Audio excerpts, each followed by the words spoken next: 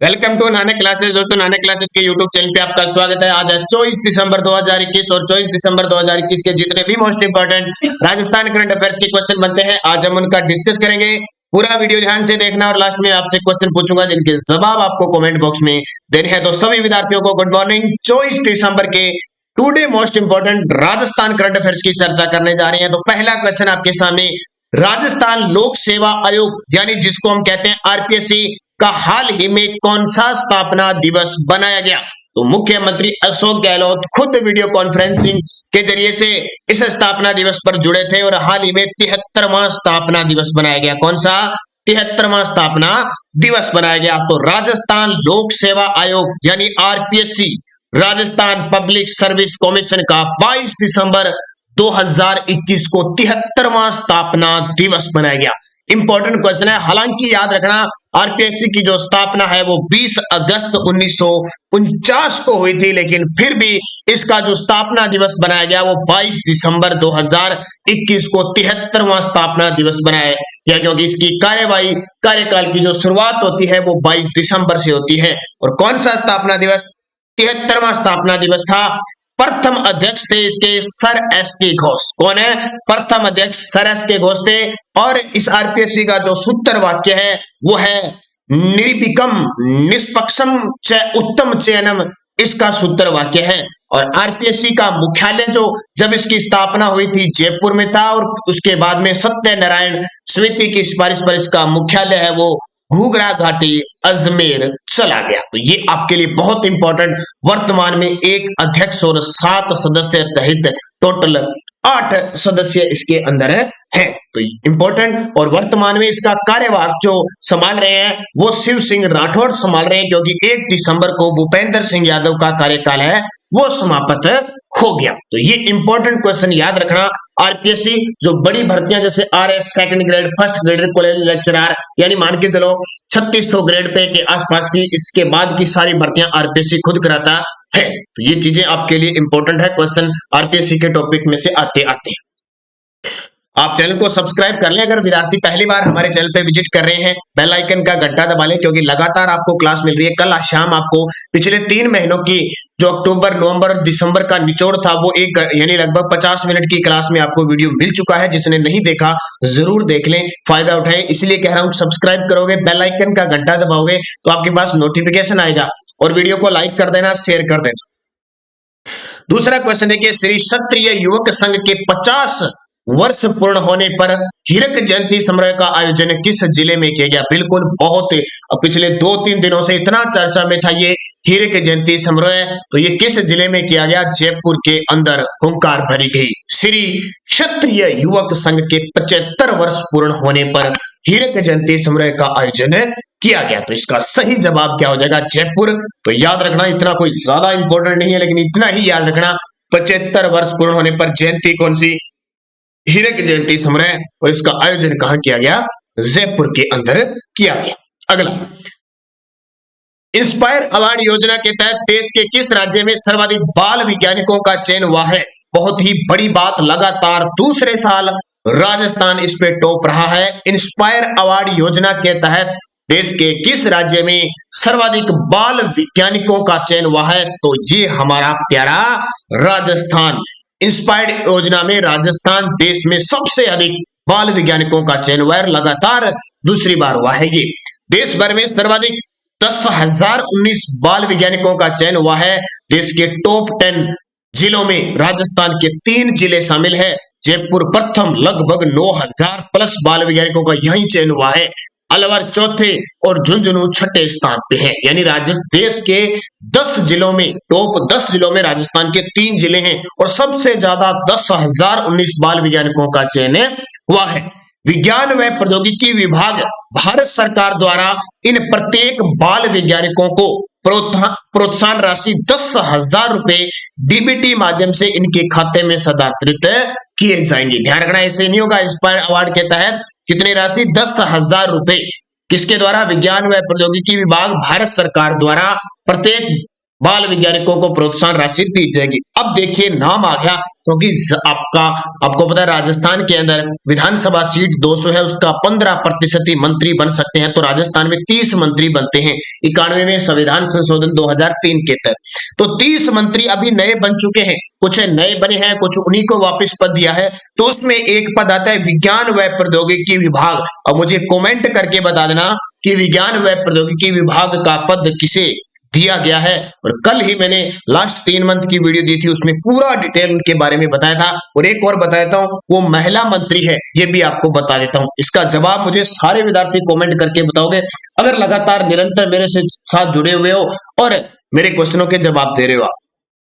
अगला क्वेश्चन देखिए, 1 जनवरी से 31 मार्च 2022 तक शुद्ध के लिए युद्ध अभियान। बिल्कुल शुद्ध के लिए युद्ध अभियान। और आपको पता है कि शुद्ध खाना खाएंगे तो ही स्वस्थ रहेंगे, तभी हम पढ़ पाएंगे। तो शुद्ध के लिए युद्ध अभियान, देखो हमारे स्वास्थ्य के साथ खिलवाड़ होता है, हम भी उस पे क्या सचेत नहीं होते, लेकिन सरकार बार बार सचेत होकर हमें लगातार प्रोत्साहन करती है। जो होटल वगैरह मिलावटी जो काम करते हैं, जैसे खास करके जो बनाते हैं ना दूध का मावा, पनीर, आटा, बेसन, तेल, घी, सूखे मेवे, मसालों के नमूने लेकर लैब में उनकी जांच होगी। तो 1 जनवरी से 31 मार्च 2022 तक शुद्ध के लिए युद्ध अभियान के लिए ऑपरेशन की शुरुआत हुई है। उसका नाम है ऑपरेशन डिकोय। क्या नाम है? ऑपरेशन डिकोय। जी बिल्कुल, प्रदेश में खाद्य पदार्थों में मिलावट रोकने के लिए शुद्ध के लिए युद्ध अभियान 1 जनवरी से 31 मार्च 2022 तक चलेगा।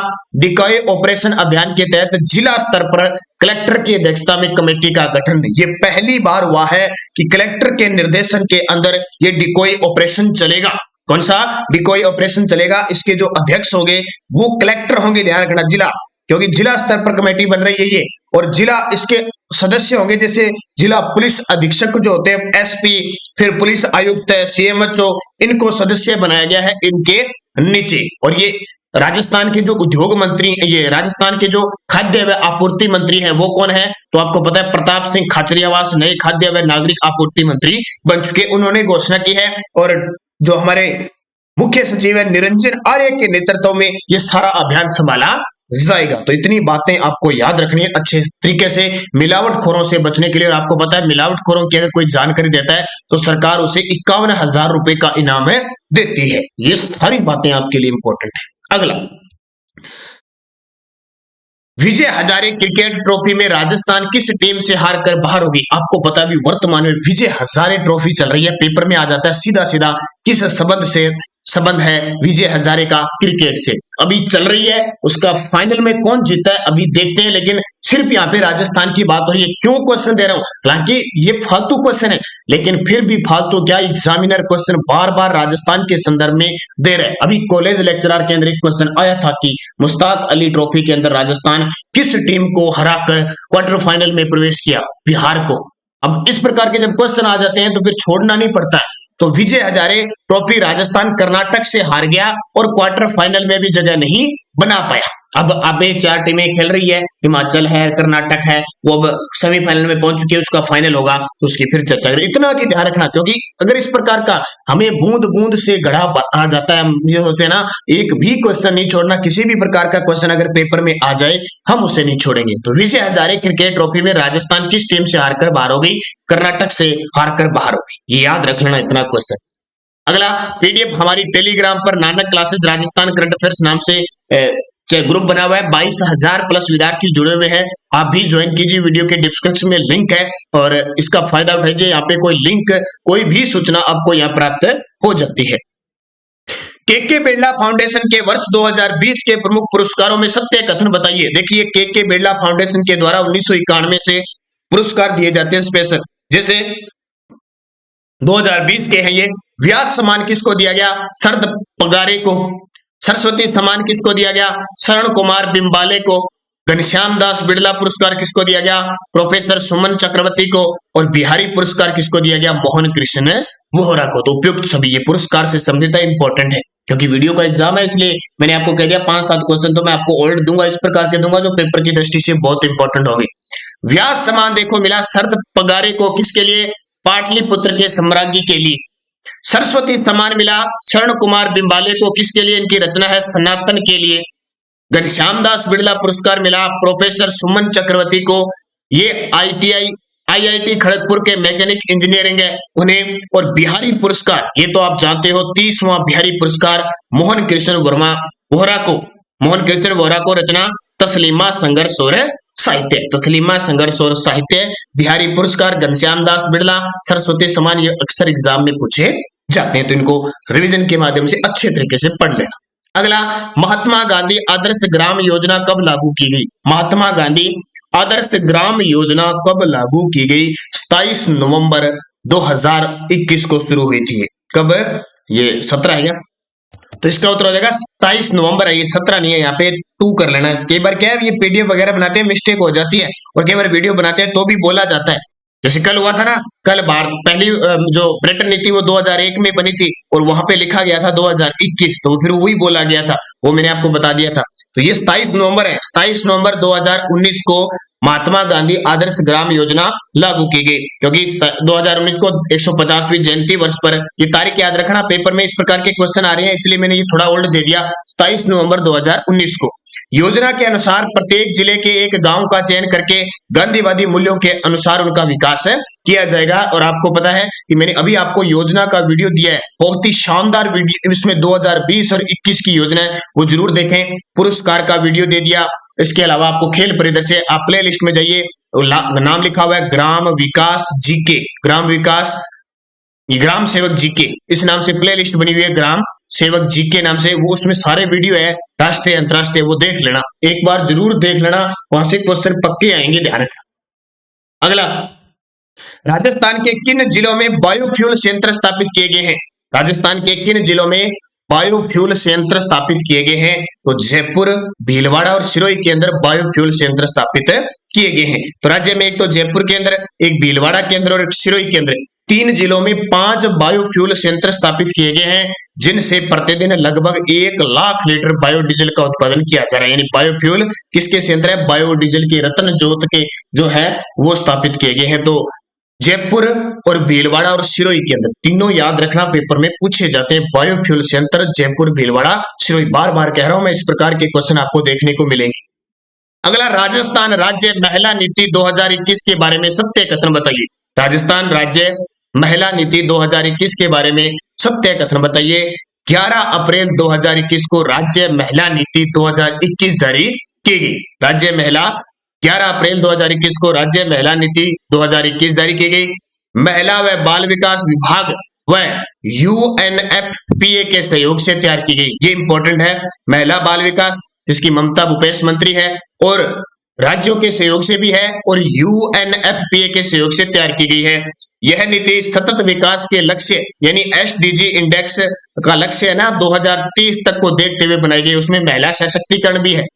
तो यह नीति सतत विकास के लक्ष्य 2030 को देखते हुए बनाई गई है, उपयुक्त सभी। तो ये देखिए, राजस्थान राज्य महिला नीति 2021 कस्तूरबा गांधी जयंती पर 11 अप्रैल 2021 को जारी की गई। राज्य की प्रथम महिला नीति वर्ष 2000 में लागू की गई थी, इससे पहले सन 2000 में लागू की गई थी। प्रथम थी हमारी गांव ढाणी तक महिला शिक्षा को बढ़ावा देने के लिए जिस स्कूल की उच्च माध्यमिक कक्षाओं में 500 से अधिक छात्राएं होगी वहां महिला महाविद्यालय खोला जाएगा। इसकी घोषणा भी मुख्यमंत्री अशोक गहलोत ने, ये इसको याद रखना। और महिला व बाल विकास मंत्री ममता भूपेश है हमारी। राज्य महिला नीति के बारे में ये क्वेश्चन इंपॉर्टेंट है, परीक्षा में पूछा जा सकता है, तो खास है आपके लिए, तो इसको याद रखना। और एक और बता देता हूं, आज शाम 8 बजे ये वीडियो मिलेगा आपको, ग्राम विकास अधिकारी बेरोजगारी व निर्धनता परीक्षा से पहले जबरदस्त क्लास आएगी। 4 से 5 क्वेश्चन यहाँ आने के पूरे चांस बनते हैं, क्योंकि ये स्पेशल टॉपिक है ना, बेरोजगारी व निर्धनता, अकाल व मृष्टिकरण, अकाल सूखा मृष्टिकरण, वो वीडियो भी आपको कल मिलेगा। आज ये मिलेगा बेरोजगारी व निर्धनता, बहुत खास है, और इसमें इस प्रकार के मैं क्वेश्चन लेके आऊंगा कि सीधे एग्जाम में आ सकते हैं। काफी दिनों से इसका इंतजार था, ये आज वीडियो मिलेगा। बस वीडियो को ज्यादा से ज्यादा लाइक शेयर आप करते रहना। तो ये राज्य महिला नीति याद रखना। अब पिछले वीडियो में मैंने क्वेश्चन क्या पूछा था, वायुसेना में पहले दिव्यांग फ्लाइंग ऑफिसर बनने योगेश यादव का संबंध राजस्थान के किस जिले से है? तो आप सभी विद्यार्थियों का शानदार जवाब था अलवर जिला, इसका उत्तर हो जाएगा। बहुत सारे विद्यार्थियों ने शानदार जवाब दिए थे, उन सभी को हार्दिक शुभकामनाएं। अब आपके लिए क्वेश्चन फॉर यू, जिसका जवाब आपको कमेंट बॉक्स में देना है। राजस्थान के किस जिले में वागड़ सांस्कृतिक केंद्र का निर्माण किया जाएगा? हाल ही में मुख्यमंत्री अशोक गहलोत ने घोषणा की है वागड़ सांस्कृतिक केंद्र का निर्माण। तो डूंगरपुर, बांसवाड़ा, प्रतापगढ़, चित्तौड़गढ़, सही जवाब आपको कमेंट बॉक्स में देना है। यस्टरडे डोज क्या थी? देखो, कछवा वंश का संस्थापक कौन था? ये कछवा वंश ढूंढाड़ प्रदेश में थे। एक तो पहले याद रखना, ढूंढाड़ प्रदेश में थे, और इस ढूंढाड़ प्रदेश में इन्हें रघुवंशी कहा जाता है, या रघुकुल तिलक, भगवान राम के पुत्र कुश के वंशज माना जाता है। और इनकी राजधानियां याद रखना, सबसे पहले इस कछवा वंश के संस्थापक तेजकर्ण, या इसी का नाम था दुल्हे राय। इसने 1137 ईस्वी में कछवा वंश की नींव डाली थी, दोसा के बड़ गुजरों को हराकर। फिर इसने रामगढ़ के मीणाओं को हराकर अपनी दूसरी राजधानी बना ली, रामगढ़।